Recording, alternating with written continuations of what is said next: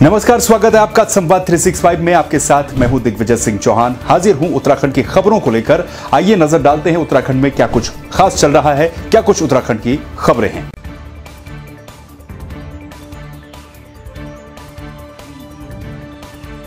रुद्रप्रयाग के चोपता में लगातार हो रहे अतिक्रमण के चलते वन विभाग अब सख्त हो गया है। बीते दिनों इस क्षेत्र में हुए 3 नए अतिक्रमण को वन विभाग की टीम के द्वारा ध्वस्त किया गया। यह अतिक्रमण सेंचुरी क्षेत्र में बिना इजाजत के किया गया था। केदारनाथ वन प्रभाग का कहना है कि क्षेत्र में पर्यावरण और यहाँ की भौगोलिक स्थिति के साथ ही वन्य जीवों की सुरक्षा के लिए कड़ी नजर रखी जा रही है। केदारनाथ वन प्रभाग द्वारा पूर्व में यहाँ पर अतिक्रमण करने वालों को बेदखली के नोटिस जारी कर दिए गए थे। आरक्षित वन पंचायत पे जो अतिक्रमण हुए हैं, जब से मैं यहाँ आया हूँ तब से बीच में तो तोड़ ही रहा हूँ, लेकिन कल रात को मैंने जेसीबी से 3 अतिक्रमण तोड़े हैं, 3 ढाबे। हाँ, जो माननीय उच्चतम न्यायालय उत्तराखंड ने जो आदेश दिए थे 2018 में, उसी के आदेशों के अनुसार हम डीएफओ साहब ने यहाँ आदेश दे दिए हैं निलंबन के। उसके बाद जब ये हटा दिए जाएंगे, जब आदेश वहाँ से पारित हो जाएंगे, जैसे हमारे पास आएगा, उसके बाद 10 दिन का टाइम देने के बाद हम इनको तोड़ देंगे।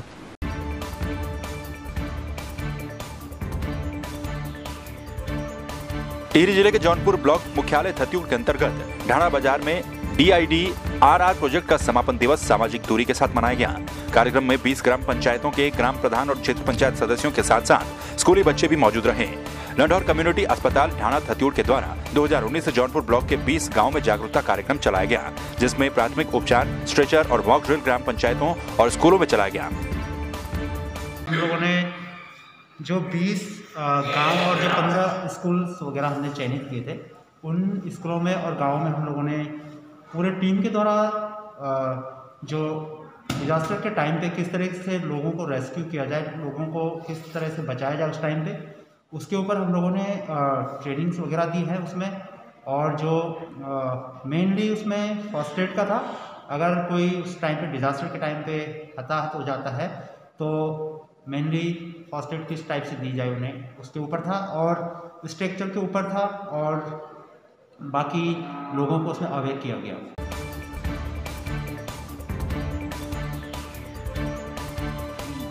पौड़ी जिले के लैंसडाउन विधानसभा क्षेत्र के अंतर्गत जहरीखाल ब्लॉक के राजकीय उच्चतर माध्यमिक विद्यालय पुंडेर में शिक्षक के द्वारा 10वीं की 2 छात्राओं के साथ छेड़छाड़ का मामला सामने आया है। लड़की के परिजनों का आरोप है कि दोनों छात्राएं जब स्कूल गई तो उसी दौरान एक शिक्षक ने उनके साथ छेड़खानी की। परिजनों ने ये भी कहा कि लड़कियों को स्कूल भेजने में डर लगता है। वहीं इस संबंध में जब मुख्य शिक्षा अधिकारी से बातचीत करने की कोशिश की गई तो मीडिया से दूरी बनाते हुए नजर आए। 10th क्लास के बच्चे हैं, 2 छात्रा हैं, उन्होंने मेरे को शिकायत करी और उन्होंने फिर अपने पेरेंट्स को भी बताया। उनके पेरेंट्स के भी कॉल आए मुझे, तो मैंने बस उनसे यही कहा कि आप रिटर्न में लिख के दे दीजिए। तो पेरेंट्स की तरफ से भी और छात्रों की तरफ से भी रिटर्न में आई शिकायत, जो कि मैंने उच्च अधिकारियों को प्रेषित कर दी। क्या कार्रवाई हुई इसमें? सर, अब स्कूल का रोल यही था कि हम जो भी शिकायत आती वो हम ऊपर भेज देते। हमारी तरफ से कोई कार्रवाई हो नहीं सकती थी। हमारी यही कार्रवाई थी कि हम ऊपर भेज दें। परिजनों का यही है कि वो उनका यही थी शिकायत कि हम गुरुजी लोगों पे कैसे विश्वास करें। उन्होंने भी आपकी वाली बात ही रखी कि हम लेकिन अब कार्रवाई करने हमारे हाथ में नहीं था, हमारे उसमें नहीं है ना, ये कार्य क्षेत्र में नहीं है।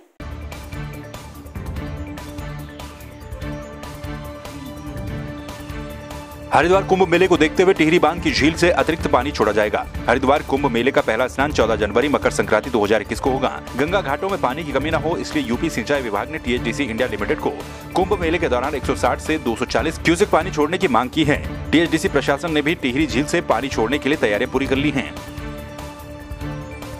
जो भी पानी की रिक्वायरमेंट होगी वो हमें इरिगेशन डिपार्टमेंट से सूचित किया जाता है कि कितना पानी उनको चाहिए, क्योंकि जब भी हमारा जितना भी डिस्चार्ज है वो इरिगेशन के और ड्रिंकिंग वाटर की डिमांड के हिसाब से ही सारा हम मैनेज करते हैं।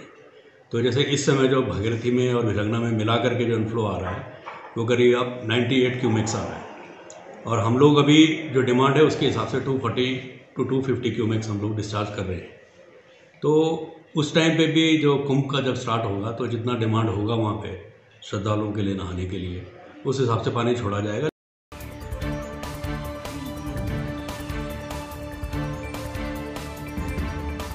टिहरी की जिलाधिकारी ईवा आशीष श्रीवास्तव की अध्यक्षता में कलेक्ट्रेट सभागार में जिला योजना की समीक्षा बैठक हुई। वित्तीय वर्ष 2020-21 में जिला योजना के तहत 6,337 लाख रुपए के अनुमोदित परिव्यय के सापेक्ष शासन स्तर से 5,235 लाख रुपए की धनराशि अवमुक्त हुई। वहीं जिला स्तर से 5,224.25 लाख रुपए की धनराशि विभिन्न विभागों को अवमुक्त की गई। अवमुक्त धनराशि के सापेक्ष दिसंबर महीने तक 3,243.68 लाख का व्यय किया जा चुका है, जो कि जिला स्तर पर अवमुक्त धनराशि का 62.9% है।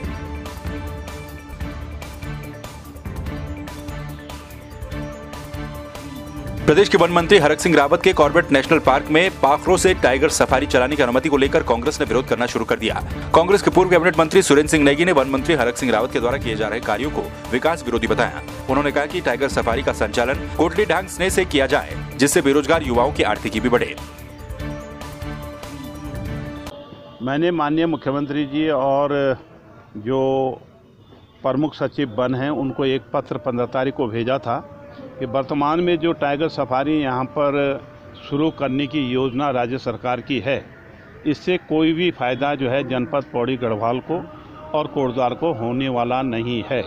यानी कि पूरा का पूरा जो कार्य क्षेत्र है वो राज्य सरकार का है कि टाइगर सफारी किन किन स्थानों पर होकर गुजरेगी, ये राज्य सरकार को तय करना है। मैंने उनसे ये भी कहा है कि जो वर्तमान में कोटद्वार से लेकर कालागढ़ रामनगर मोटर मार्ग है, ये किसी भी रूप में बाधित नहीं होना चाहिए। और मैंने उनको सुझाव दिया कि पाखरों से 1 किलोमीटर या 1 किलोमीटर दूरी पूर्व की ओर इसका डिमार्केशन होना चाहिए, उसके ऊपर इसको बनाया जाना चाहिए ताकि ये सड़क जो है प्रभावित न हो।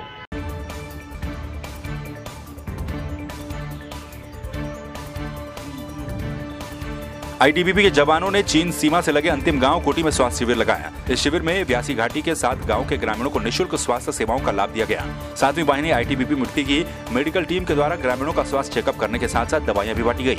आपको बता दें कि व्यास घाटी में सर्दियों के दौरान भी कई माइग्रेंट अपने मूल आवास पर ही रहते हैं। चीन सीमा से सटे इन इलाकों में स्वास्थ्य सेवाओं का हाल लचर है। ऐसे में यहाँ के ग्रामीणों ने हेल्थ कैंप लगाने के लिए आईटीबीपी का आभार जताया। गांव के साथ जो हमारा प्रॉपर सहयोग है, ये क्योंकि बॉर्डर बटालियन हमारी भी है, इनके भी सारे गांव आपस में हम सब एक साथ मिलकर यहाँ काम करते हैं, तो इनके स्वास्थ्य की जिम्मेदारी भी हमारी है। हमारे कुछ इनसे काम लगते हैं, कुछ ये हमारी मदद करते हैं, कुछ हम इनके, तो आपस में सहयोग बनाए रखने की भावना से ये मेडिकल कैंप लगाए जा रहे हैं। बाकी यहाँ जो मरीजों की संख्या है, इतने जो भी यहाँ लोकल बीमारियाँ हैं, सीजनल बीमारियां हैं, तो उनके हिसाब से चिकित्सा अधिकारी दवाइयां दे रहे हैं। हम जो एक दवाई का पैकेज, एक शेड्यूल पूरा ला रखे हैं, तो लगभग सबका सही इस्तेमाल हो रहा है। ये 7वीं वाहिनी आईटीबीपी मिट्टी की ओर से व्यास घाटी के 7 गांव के लिए आज यहाँ पे शिविर का आयोजन किया गया है। और प्राथमिक विद्यालय ये कुटी का प्रांगण है, जहाँ पे हमारे व्यास घाटी के 7 गांव के जितने भी जनता है बढ़ चढ़ के हिस्सा ले रहे आ रहे हैं यहाँ पे, और अपनी अपनी समस्याओं का यहाँ पे बताया जा रहा है। आईटीबीपी 7वीं बटालियन मिट्टी को हमारे व्यास घाटी के 7 प्रधानों की ओर से बहुत बहुत आभार व्यक्त करते हैं। तहे दिल से धन्यवाद।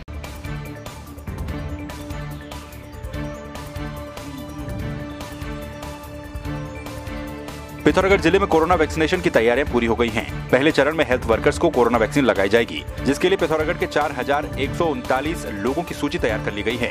प्रशासन ने वैक्सीन को स्टोर करने के लिए कोल्ड चेन को भी तैयार कर लिया है। पिथौरागढ़ के सीएमओ ने बताया कि वर्तमान में जिले में लगभग 10,000 लीटर की क्षमता का कोल्ड स्टोरेज मौजूद है, जिसमें पर्याप्त मात्रा में वैक्सीन स्टोर की जा सकती है।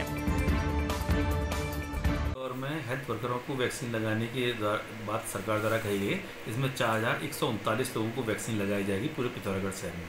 इसके लिए वैक्सीनेटरों को ट्रेनिंग दी जा रही है। हमने यहाँ पे एनिमल विभाग का भी वो ले रखा है, वेटनरी विभाग का कोल्ड पूरा बॉक्स, इसमें 8,000 लीटर तक की कैपेसिटी है वैक्सीन रखने की। इसके अलावा हमारे पास 2,200 लीटर की कैपेसिटी वाला अपना सिस्टम भी है। इसके अलावा दूर दराज एरियो में जो सिस्टम थे हमारे कोल्ड चेन वाले थे, उनको परफेक्ट कर लिया गया। इस समय पिथौरागढ़ जनपद में 205 एक्टिव केस हैं। इसके अलावा अब तक 41 मौतें कोविड की वजह से हो चुकी हैं।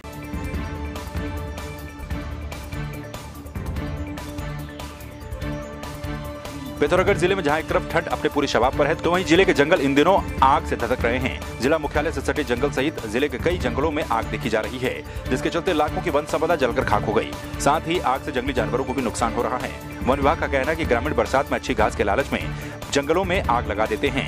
जिसे रोकने के लिए जागरूकता अभियान चलाए जा रहे हैं। इस समय लोगों का आवागमन जंगलों में ज़्यादा हो रहा है। वो बरसात में अच्छी घास मिलने की अपेक्षा के से जो है आग लगा रहे हैं और ये दुर्घटनाएं ज़्यादातर वन पंचायतों में घटित हो रही हैं।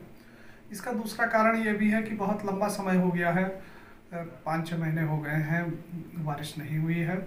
वर्षा की कमी के कारण सूखापन ज़्यादा है, तो लोगों में ये प्रवृत्ति की अगली बार अच्छी घास मिलेगी, इसलिए वो आग लगा रहे हैं। ये दुर्भाग्यपूर्ण है।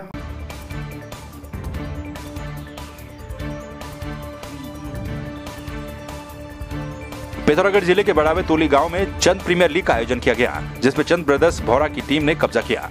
टूर्नामेंट में 16 टीमों ने प्रतिभाग किया। वहीं विजेता टीम जब अपने गांव पहुंची तो लोगों ने विजेता टीम का जोरदार स्वागत किया। देर रात तक गांव में जश्न का माहौल रहा। टूर्नामेंट में man of the series Digambar Chand को चुना गया और man of the match Sunny को चुना गया। जी ऐसा है, हम फाइनल पिछले कई सालों तक नहीं जीते थे, 7-8 साल के बाद जीत रहे हैं फाइनल पहली बार। काफ़ी खुशी हुई और लड़कों ने काफ़ी अच्छा खेला, वहाँ पे सबने अच्छा प्रदर्शन किया और उसके बाद एक बहुत ही जानी मानी टीम को हराया हमने, जो कि वहाँ अपने फील्ड में कभी नहीं हारती थी, लेकिन हमने वो करके दिखाया और बहुत साल बाद हम चैम्पियन बने हैं। और या घर जाके हमने देखा कि गांव के लोग सभी खुश थे, मतलब आरती वारती की थाली लेके आए, आरती की और रात भर देर रात तक नाच गाने की। टीम अच्छी थी, लड़कों ने कोशिश की कुछ अच्छा कर दिखाने के लिए, उनका जज्बा था जीतने का और टीम को एक मजबूत सपोर्ट करने का, और खिलाड़ी सब ठीक ही थे। तो आपने देखा उत्तराखंड में क्या कुछ खास चल रहा है, क्या कुछ उत्तराखंड की खबरें रही। एक बार फिर से आपके सामने हाजिर होंगे उत्तराखंड की कुछ और खबरों के साथ। तब तक के लिए आप बने रहिए संवाद 365 के साथ। नमस्कार।